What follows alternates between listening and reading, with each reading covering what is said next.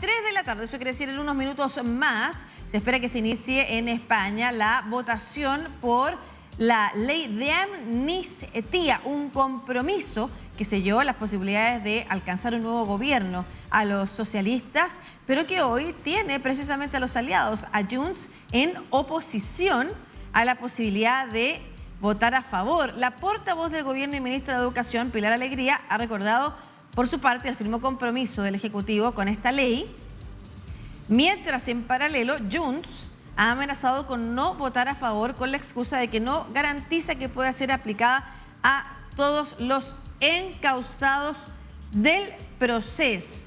El partido de Carles Puigdemont exige al PSOE cambios en el proyecto para evitar que la norma excluya entonces a algunos de los encausados. Sin embargo, para el gobierno es muy importante no solamente que se apruebe esta ley, sino que se apruebe en el marco de la constitucionalidad. La portavoz del gobierno ha señalado que esta es una ley que, por una parte, tiene como objetivo garantizar la convivencia, pero que también tiene que garantizar la seguridad jurídica y la constitucionalidad. Nos vamos a España, donde conectamos con Pedro Soriano, abogado, columnista del País y además analista político. ¿Cómo está, Pedro? Un gusto.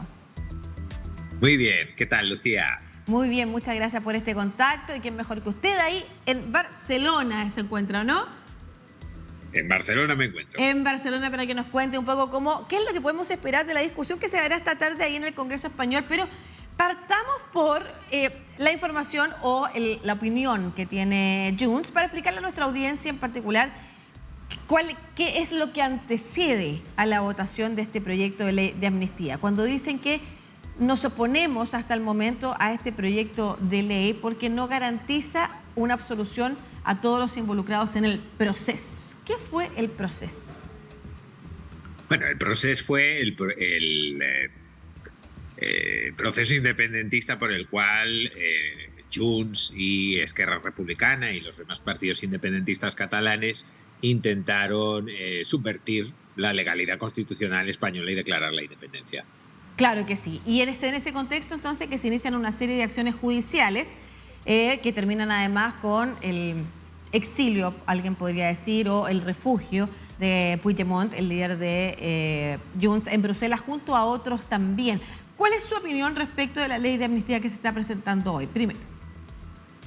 El problema principal que tiene la ley de amnistía y el motivo principal por el que Junts está amenazando con no permitir que se empiece a tramitar es el hecho de que no cubre todos los potenciales delitos por los cuales se está investigando a algunos de los líderes independentistas, particularmente dos.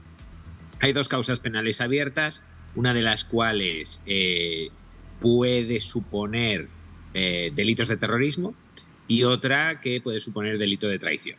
La de delitos de terrorismo es por la actuación de distintos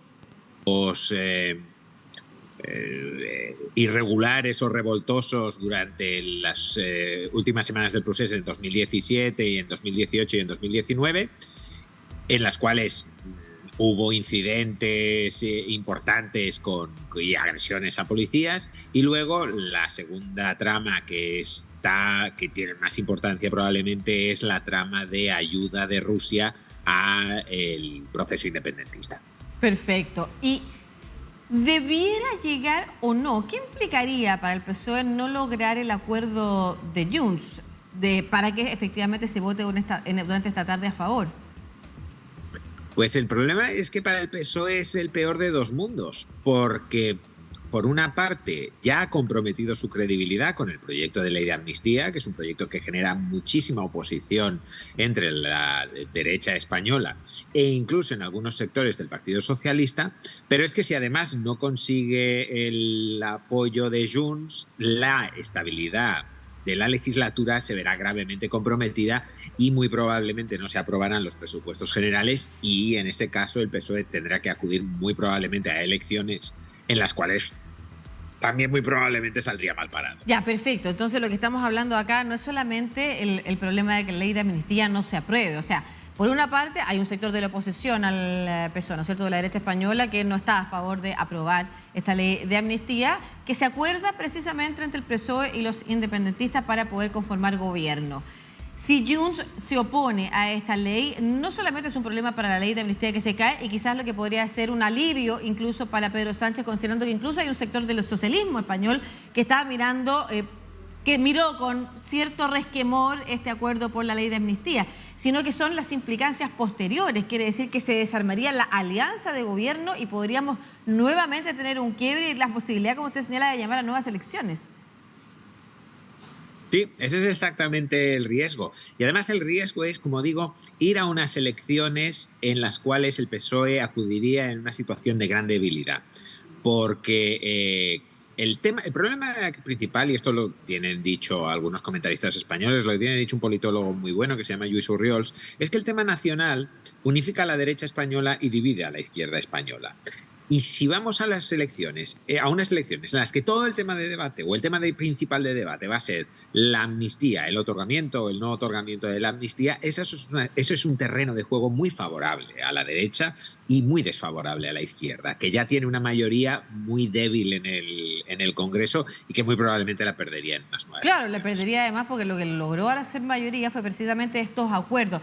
¿Qué le queda al PSOE? ¿Hasta dónde puede efectivamente ceder en este proyecto de ley?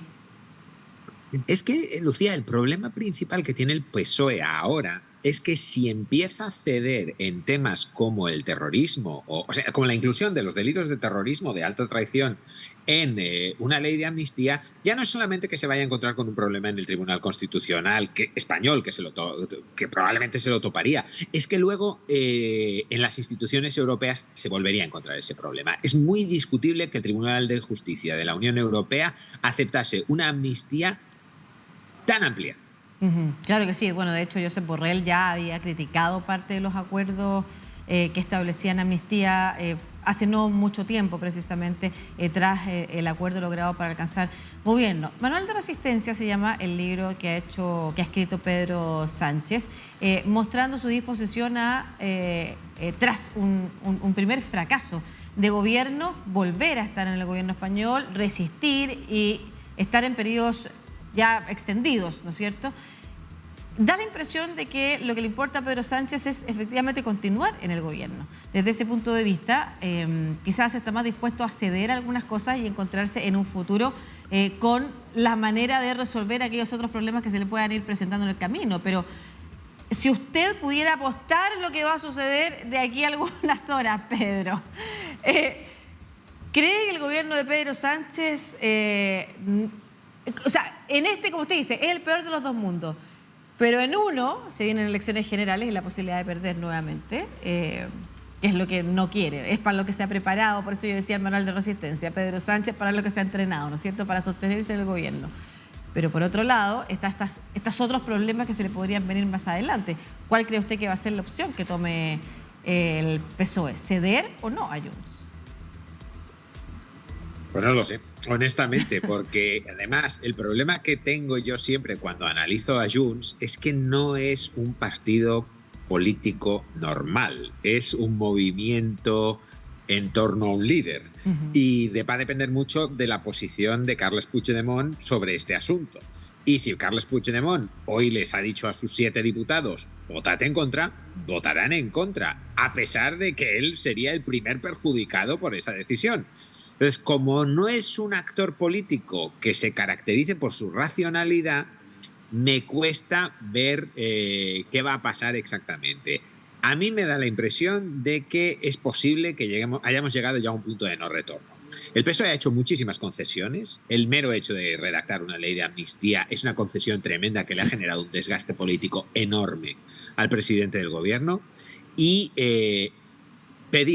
incluir delitos de terrorismo y de traición en la amnistía, a mí me parece que es un puente demasiado lejano, incluso para un hombre como Pedro Sánchez, que ciertamente parece que tiene como prioridad absoluta mantenerse él en el gobierno. Perfecto, muchas gracias, Pedro Soriano, por el análisis respecto de lo que se está discutiendo hoy en en los pasillos del Congreso español, ¿no es cierto? Porque todavía no se inicia la asamblea en la que se votará por la ley de amnistía, pero se están corriendo los representantes de uno y otro sector para poder llegar a un acuerdo entre el PSOE y Junts que garantice entonces que la ley de amnistía sea aprobada en las condiciones en las que se encuentra y no se tenga que avanzar por parte del PSOE en ninguno de estos dos escenarios que usted nos planteaba que parecen ser completamente negativos para el gobierno. Veremos lo que pasa esta tarde en Madrid, España, y le agradecemos nuevamente entonces por habernos dado esos antecedentes que nos permiten comprender un poquito más también la discusión. Que esté muy bien, Pedro.